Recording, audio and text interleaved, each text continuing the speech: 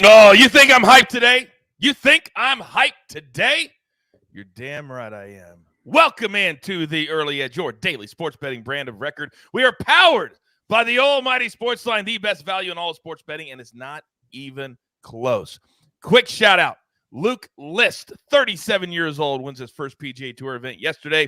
Thank you to the PGA Tour treating me and little coach so nicely on site there at Torrey Pines, an amazing event. Also, Victor Hovland getting it done overnight. Dubai Desert Classic outlasting Richard Brand and Rory McIlroy for the win in sudden death. Woo!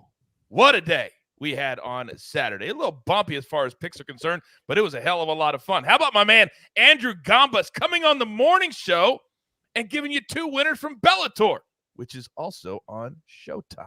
Very, very nice. All right, let's move on to today. It is Championship Sunday, so you know I'm bringing my heavy hitters.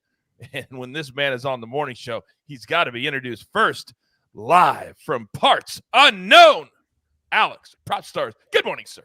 Good morning, Coach, Mikey, Larry. Great to see you guys. Coach, I just want to compliment your wardrobe right now. I don't think we planned this, but I think we both look very good in certain apparel we both got on. I like it. I like it. No, we did not call each other this morning, although I would have really liked a phone call from you to start my day. Now, he is our rock. He is the maestro. Good morning, sir. Good morning. You threw me, Coach. I always thought you were going to Mikey in the penthouse, but hey, I'm ready to go. I'm looking at this Rams 49ers total continue to plummet, which is pretty interesting.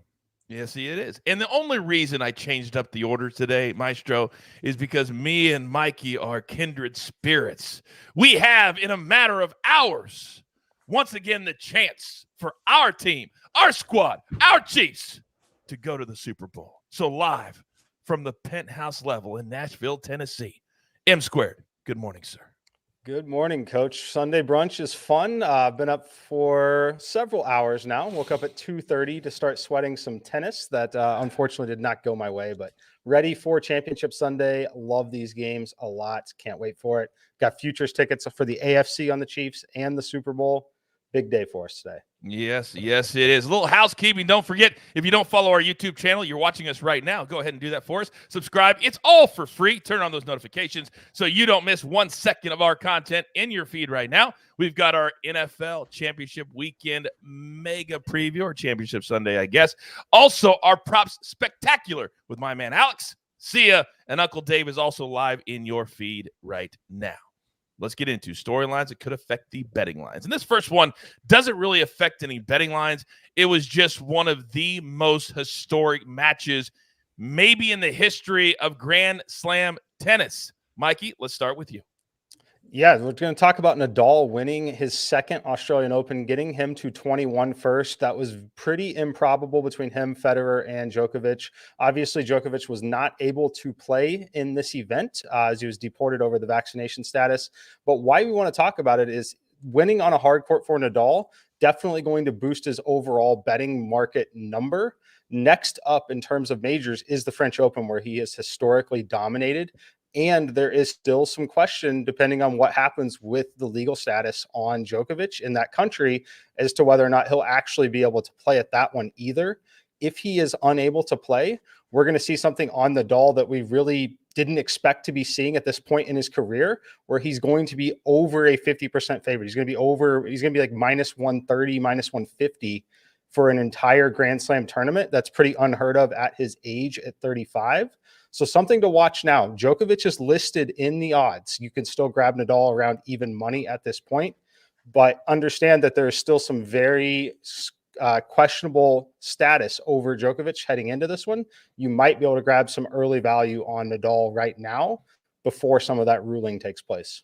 No, it's all about the future betting. They're very, very important. When my guys say get on something, yeah, maybe it's 5 months early, but beat the number, as you just said. Incredible storyline from M Squared. All right, now let's turn our attention to today. It's Championship Sunday. It's the Bengals and the Chiefs. It's the 49ers, and it's the Rams. So, Alex, I'm going to come to you next, because last week we saw one of the two big name receivers for the Chiefs come through in overtime to win the game. You're back on him again today. Talk to me. Yeah, I am indeed. And that is Travis Kelce, Coach. Mike's got his jersey on. He has just been absolutely phenomenal, dominant in the playoffs. He's on the cusp of breaking some really, really impressive records as well. He's had at least 96 receiving yards in 5 straight playoff games dating back to last season. He's averaging 85.6 receiving yards per game in the postseason. That is first all time amongst tight ends that have appeared in a minimum of 2 games. He is second in all-time postseason receiving yards by a tight end, 1,196. He needs only 196 yards to pass Gronk, who has 1,389 yards, but he has played in 22 postseason games compared to Kelce, who's appeared in 14 games. Kelce all-time is 8th in playoff receiving yards. The only guys in front of him are Jerry Rice, Julian Edelman, Gronk, who we mentioned, Michael Irvin, Cliff Branch, Reggie Wayne, Andre Reed. Obviously, we're talking about some very elite company here. If he had 100 receiving yards today, he would move up to 5th all-time on that list. If he had 120 yards, he would be 4th all-time, just behind Gronk. He is actually averaging more receiving yards per game than everybody, including the great Jerry Rice, who are on that list ahead of him. So yeah, some historical numbers from Travis Kelce to the... Damn, that was strong. Damn, that was strong. If only we had a prop play to support that story. Maybe we'll get to that. All right, now, there was another big name player on the defensive side of the football last week that went out early. I think it really affected how the Chiefs were able to play defense against the Bills. What's his update, Maestro? Well, Matthew, the Honey Badger practiced in full Thursday, Friday, and despite 7 million reports from all of Twitter saying expected to go, good to go, ready to play, will be out there, has not been officially cleared by an independent doctor. Everyone expects it will happen this morning at some point, but as of now, he has not been cleared. So it's a little bit worrying when you look at his numbers. Nice graphic there, but 3 interceptions, 3 fumble recoveries, 76 tackles, had a Pro Bowl season, not as great as he has been in years past, but Daniel Sorensen has a player grade at PFF of 46.3. That is not good. And if you get no Honey Badger, you get a lot more Sorensen on the field. Everyone expects him to go, but just as of now, still not cleared. You got to watch that.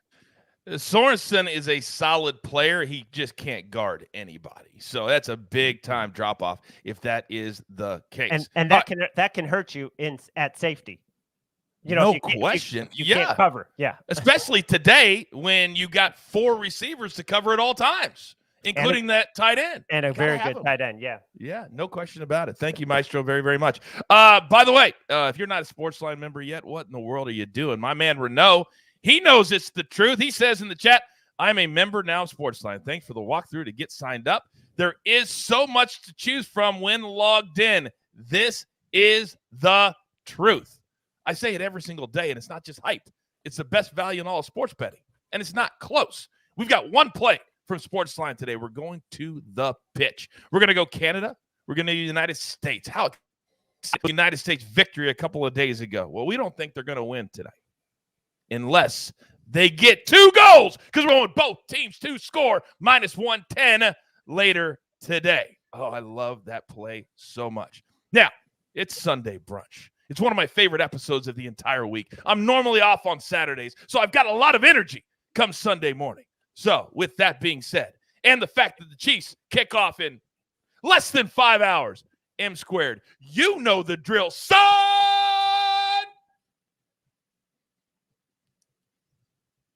Give it to me. All right, Coach, put your ears on this one. Some of you in the chat probably will want to as well, but I'm taking the under 54.5 in Kansas City and Cincinnati. I played this at -5. There are a few 55s at -115 out there. I would caution against that. You're giving away a lot of value at that point. The number at 54.5 -105 is a better number. Here's the deal on this one. Simulations here have it 51.6. Basically 51.5 is where my model thinks the number should be on this game. I do not in the simulations, I do not account for the referee crew, individual crew in the playoffs.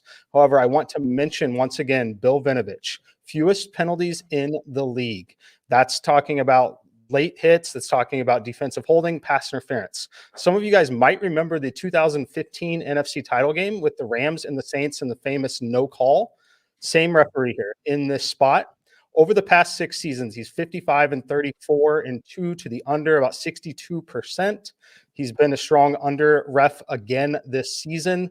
Look for Kansas City at home to rely on that defense. I like Matthew being back. I like Rashad Fenton being back there. I think it helps them a ton. I like this game to stay under the total at 54.5. And that half a point is so important because, as Mikey teaches us all the time, that 54 is a very important number when it comes to talking totals. By the way, Jason in the chat said, can someone on SportsLine tweet out when the decision is made? I'm assuming you're talking about Matthew. I have a call into my source in Kansas City. I will have an answer emphatically at what time are we coming on live? 2 p.m. Eastern time, correct? We will have an answer at the top of the show, whether or not Tyrann Mathieu, if it's not announced by then, I will have an answer for you here live on the show from my sources in Kansas City. All right, now, up next, you know it's a big day when he's on the show. And you know if he gives out a play, you better have your sports book ready to bang it because it's going to change immediately. Talk very slow, Alex, because I have forgot to put this in, so I need to do it in real time. So you can go, and then I need to get this in as you do it. Go ahead. I got you, Coach. Yeah, if you couldn't tell from the top of the show at the storyline, I love me some Travis Kelce today. I am over 75.5 receiving yards. I'd play this one up to 77.5 receiving yards as well. Kelce has dispelled any notions that he has lost a step. Over the last 2 weeks, he's gone over this total in both playoff games while averaging over 100 receiving yards per game in the playoffs. Dating back to last season, he's eclipsed this in 5 straight playoff games as well. 9 of 14 overall playoff games. That's a 64% hit rate to the over. Furthermore, the Bengals have been a pass funnel all season. They're an excellent matchup on paper as well. They rank 24th in passing DVOA. They also rank 24th in DVOA to the tight end position specifically. Furthermore, the Bengals surrendered the 5th most yards to the tight end position this year and the 4th most receptions. So outside of Kelce just balling out, this is an excellent matchup on paper as well. I expect Kelce to have a great day today. Wouldn't surprise me if he finished with triple-digit receiving yards. And yeah, I think he's in store for a great day. I love him over 75.5 receiving yards. I may not have been paying attention. Did you say what you would play it up to? I did, Coach. I'd play this one up to 77.5. Fantastic, because that's actually where it is right now, is 77.5. So I told you, bang that over. I think Travis is going to have another huge game. I agree with you. What do you think about his catch prop there, Alex? I like the receptions as well. I've seen an affinity just for a big play from him. Very encouraged last week. We saw him call an audible at the line of scrimmage. Obviously, he has Mahomes' complete trust. So his ability to break off a big play is really impressive. That's why I'm kind of leaning more towards the yards in this scenario. But yeah, I think the receptions are an absolute lean over as well. Depending on the number, it's kind of seesawing between 5.5 and 6.5. Love it at 5.5. 6.5 if you're getting plus odds. I think it's definitely a play there. But yeah, preferring the yards if you only have the 6.5 number available to you.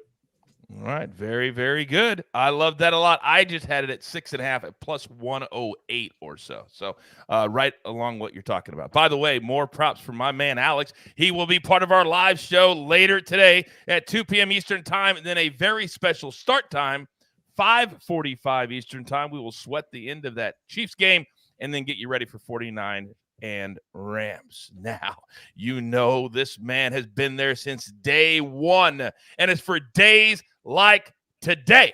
Maestro, talk to me.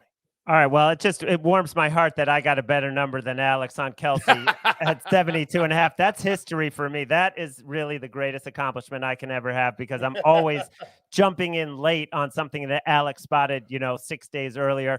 But on to today, and Clyde Edwards-Helaire over 37.5. I know there's concern because Darrell Williams is questionable but expected to play. Now, how much is he going to get? You got Jerick McKinnon, but Jerick McKinnon, 10 rushes for 24 yards last week. He is exciting and electric as a receiver out of the backfield. He's not a very good runner.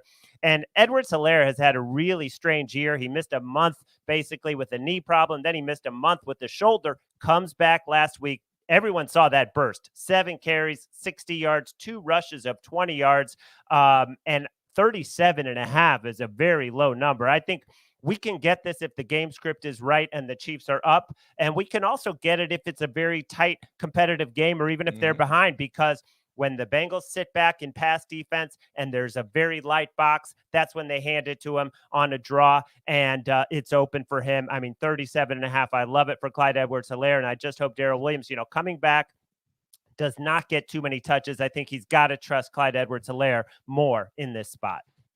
I think you are dead on with that. And on our prop show, we talked a lot about how the Bengals, Maestro, played that same 2 safety high that happened last week with the Bills. So what happened? A lot of rush yards, as you said. Also, something we're going to look at in our later shows, Patrick Mahomes' rush yards. Last week, he ran for over 60, and we cashed it.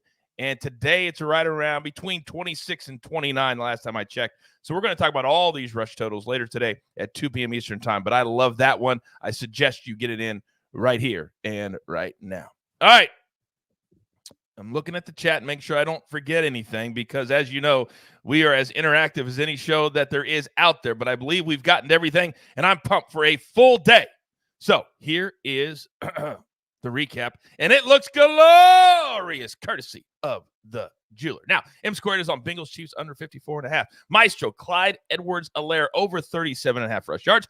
Prop Stars is on Travis Kelce over 75.5. Is up to 77.5. He would still play it there. We believe he's going to sail over 100 yards today. This will not be an issue. And then from SportsLine, one play, Canada, United States World Cup qualifier. Both teams to score. And then how about a supersized gym today? All money lines. Canes, NHL. Hawks, NBA, Chiefs, Rams, NFL. We got you covered from top to bottom, and don't worry about it. The international soccer break is just about over. We'll be back to soccer next week, including MMA as well. Now, we've had several shows all week. There's many more picks that we have given you. Jeweler, are we going to do that slate right now, or do you want to wait until the live show later today? I think we got to make people either go back and watch the shows, because you can always go back and see the picks from there with the 2 episodes we have, or if you stick around and come back at 2 p.m. Eastern for our Chiefs-Bengals preview, we'll have it for you there. I mean, boss. I can't fight you on it. I can't fight you on it. Look, if you're paying attention throughout the week, you got the better number anyway. Yeah, that's why we call it the early edge. Okay, you're the executive producer. I'm not going to fight with him. Okay, so we're not going to give you all the picks we gave you earlier in the week. You had to watch the shows. I tell you that all the time. We can lead you to water, but we can't make you drink. All right. Boy, that jeweler's a tough one. Okay, so we're not going to give you all those picks. We'll see you at 2 p.m. Eastern time. We'll give them all to you then. But there's only one thing left to do. And on this gorgeous Sunday morning, before all hell breaks loose later in the day, I think you know what that is. You've got your marching orders. Let's take all of these tickets straight to the pay window. Damn, I feel good today. For my entire crew, M Squared, Maestro. How about Prop Stars showing up again today? And then the jeweler, our executive producer, puts it all together here at the brand. Can't do it without him. I am the coach. We'll see you in a matter of hours for Bengals Chiefs. 2 p.m. Eastern time, right here on the Early Edge. Good luck.